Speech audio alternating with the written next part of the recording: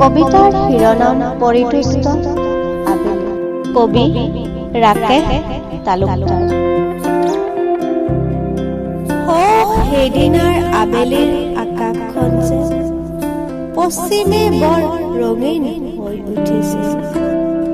ৰঙা আৰু হালধীয়াৰ সংগমত ধোঁৱা বৰণীয়া মেঘৰ চেকুৰা আছিল। ঘন কুঁৱলীৰ মাজত যে ৰক্তজবা আৰু সূৰ্যমুখী ফুলৰ মাজত মেঘৰূপী জোনাকৰ সৌজন্যত বতাহ এজাকে গভীৰ সঞ্চালন কৰিছিল। শীতল বতাহজাকৰ পৰশত যেন সকলো মুগ্ধ হৈছিল। চৰাইৰ মুখৰ শুৱলা কণ্ঠ আবেলিতে বৰ মনোমোহা কৰিছিল। সেই ৰংগমঞ্চখনৰ সন্মুখতেই যেন মই বহি থকা দলংখন, আৰু দলংখনৰ কাষতেই যেন অৰ্ধপূৰ্ণ পাতৰ সৈতে বগৰী গছজোপা। গছজোপাৰ ডালত তিনিটা চৰাই, এটি গেৰুৱা, এটি বগা আৰু আনটো সেউজীয়া। সিহঁত যেন আবেলিৰ ৰঙত ৰংচোৱা হৈ থকা বগৰী গছজোপাত একতা প্ৰদীপ ৰঙৰ উৎস।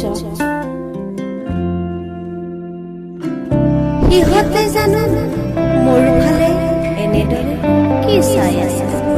একেধৰে একেদায়ে প্ৰকৃতিৰ প্ৰণয় সাগৰত মই যেন এজন ৰহস্যভেদী লক্ষ্যবিহীন নাবিক।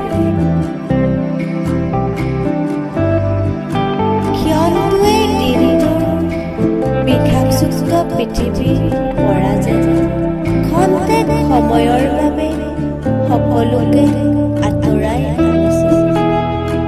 তৃষ্ণাতুৰৰ সন্মুখত যেন পৰিকিম্ভ এটাহে সৰি পৰিছিল।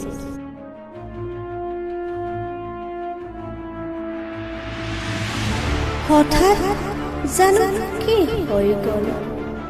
নাওখনো স্তব্ধ হৈ ৰ'ল। শীতল বতাহজাকৰ নোহোৱা হৈ গ'ল। চৰাইৰ গানো নিস্তব্ধ হৈ গ'ল। বুজিব পৰা গ'ল খন্তেকীয়া আবেলিটো শেষ হ'ল। ৰঙীন দৃশ্যবোৰ যেন হঠাৎ অন্তৰ্ধান হ'ল। পৰিপন্থী সন্ধিয়াৰ আগমন হ'ল আৰু দৃশ্যবোৰ মোৰ স্মৃতি হৈ ৰ'ল।